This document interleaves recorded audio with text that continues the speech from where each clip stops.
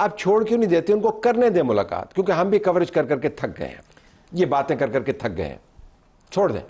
نہیں, میں اس بات سے کسی حد تک اتفاق کرتا ہوں, مگر میرے خیال میں اگر تھوڑا جو اشتعال انگیزی ہوتی ہے وہ نہ ہو تو کافی حد تک معاملات بہتر ہو سکتے ہیں. وہ کہتے ہیں آپ ان کو مشتعل کرتے ہیں. چلیے بھلے سے, مگر آپ نے کیونکہ کہا ڈائگنوسس کر دیں, تو میں نے کہا کہ اس کے میرے خیال میں ایک جو ڈائگنوسس ہے وہ یہ ہے کہ وہاں پہ اشتعال انگیزی بہت زیادہ ہوتی. ایک تو جو آپ نے گلہ کیا کہ اجازت دی جائے, مگر دوسرا آپ یہ دیکھیے کہ پارٹی کے اندر جس کو اجازت دی جاتی ہے اس کا کیا حشر نشر ہوتا ہے ان لوگوں کے ہاتھ جن کو اس دن اجازت نہیں ملتی.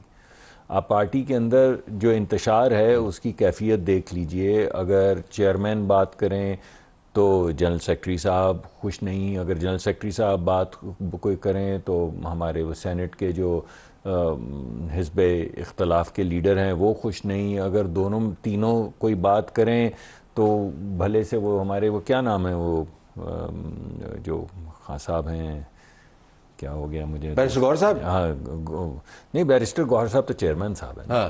تو عملے اپنا ہی کس خان صاحب کے تو بہت سارے خان صاحب. ہاں, مگر جو اپنا ہی انتشار ہے کوئی. لیکن آپ انتشار پارٹی کے اندرونی معاملات یا اس انتشار کی وجہ سے اجازت کا معاملہ نہیں روکا. دیکھیے ایسا نہیں ہے, ہوتا ایسے ہے کہ جب کوئی باہر نکلتا ہے تو وہ ایک انتشار اتنا زیادہ پھیلتا ہے, کوئی کسی کو تحریک دے رہا ہوتا ہے کہ تم یہ کر دو, کہیں سے آواز آ رہی ہوتی ہے کہ اسلحہ لے قبضہ کر لیں گے وہ کیا ہے ریڈ زون پہ, کہیں سے آواز آتی ہے کہ ہم آ کے دیواریں توڑ کے جیل خانے کی قیدیوں کو لے جائیں گے.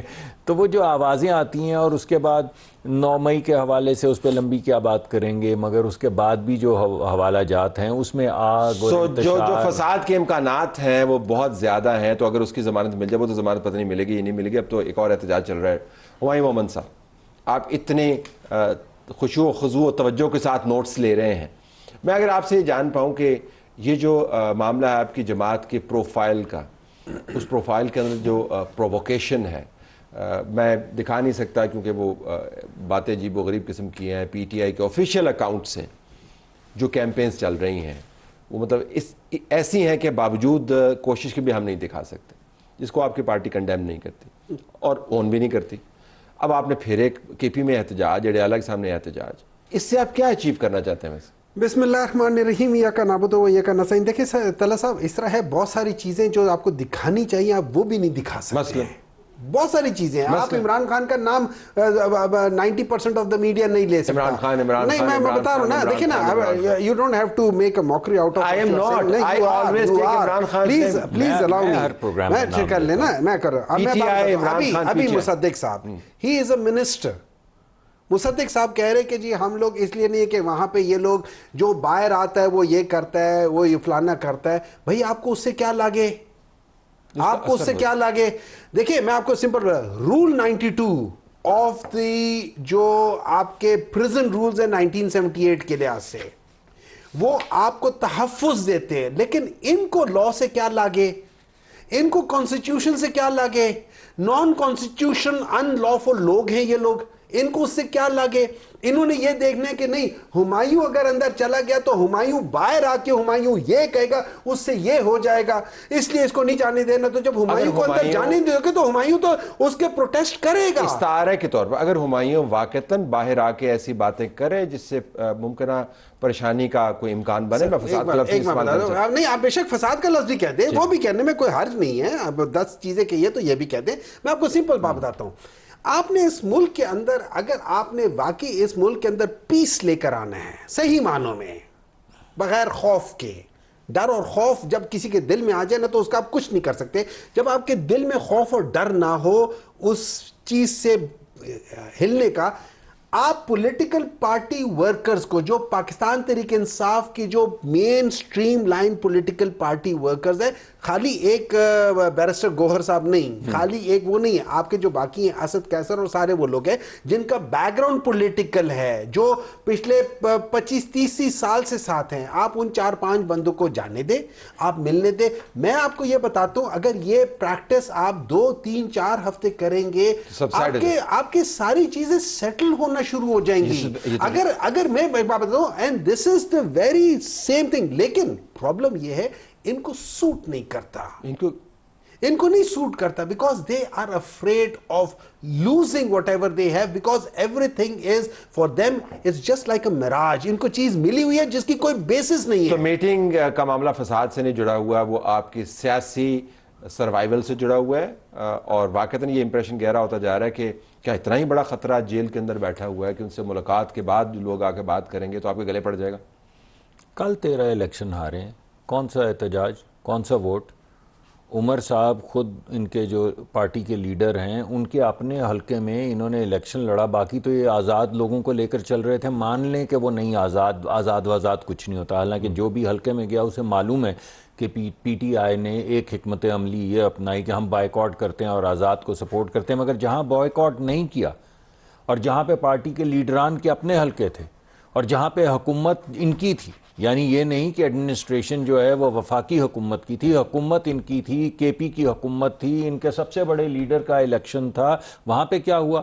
تو ہم اس احتجاج سے ڈریں جو آپ کو کل الیکشن کی شکل میں سامنے نظر آ گیا ہے.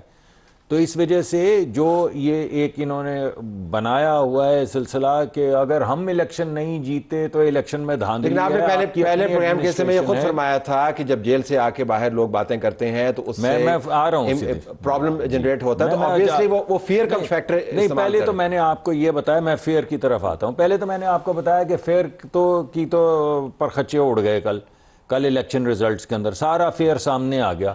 فیئر یہ نہیں ہے, خوف والا فیئر نہیں ہے, 9 مئی والا فیئر ہے کہ جس طرح کی یہ سیاست کرتے ہیں, جس طرح کا یہ انتشار پھیلاتے ہیں, وہ لوگ آج کل آپ کے ہاں روز 5-7 لوگ شہید ہو رہے ہیں.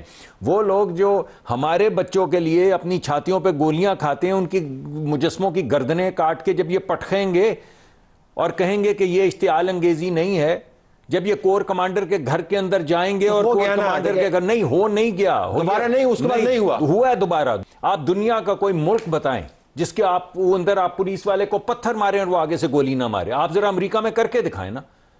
یہ سارے اتنے سیولائز, کوئی لندن میں, کوئی امریکہ میں, کوئی آسٹریا میں, کوئی آسٹریلیا میں بیٹھے, ان کو بولیں پولیس والے کو پتھر مار کے دکھائیں, آگے سے جواب میں گولی آتی ہے.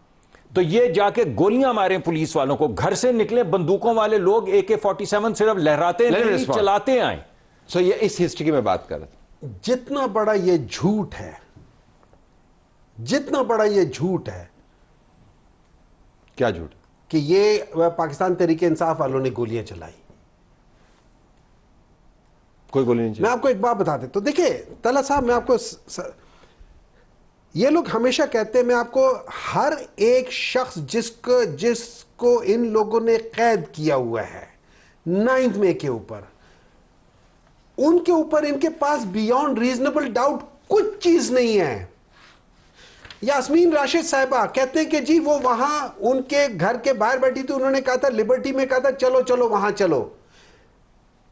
ٹو بی ویری آنیسٹ, جس جگہ پہ گھر ہے ادھر باہر جا کے احتجاج کرنا is not illegal as per the law of Pakistan. میں پھر بات کروں گا.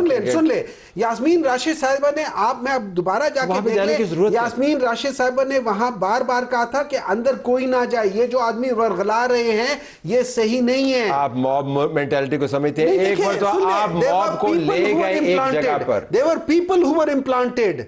There were people who did all these things. میں اگر بیٹھا ہوں, میں بڑے آرام سے, آپ موب آ جائے, میں درمیان میں اب اندر بٹھا کے 2 گولیاں چلا دوں, تو موب کیوں لے کے گئے آپ؟ میں پروٹیسٹ بھی نہ کروں.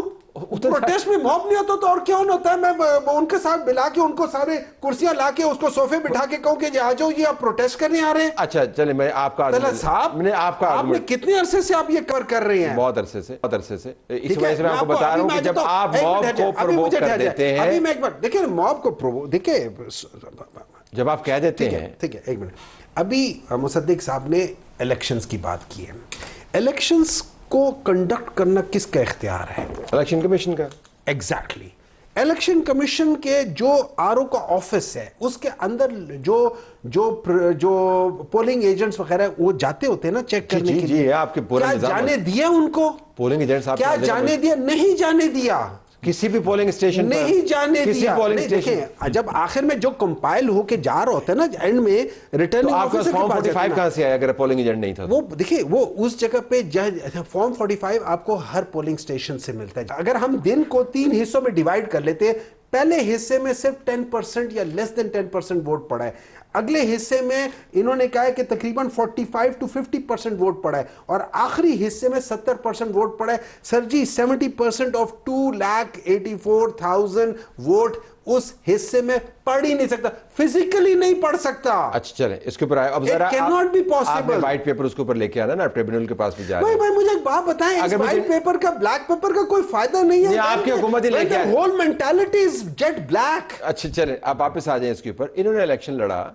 और उसके बाद बावजूद इसके provocative statements I chief minister की तरफ से, जिसका इलेक्शन कमीशन नोटिस ले लिया, वो एक लीगल प्रोसीजर है।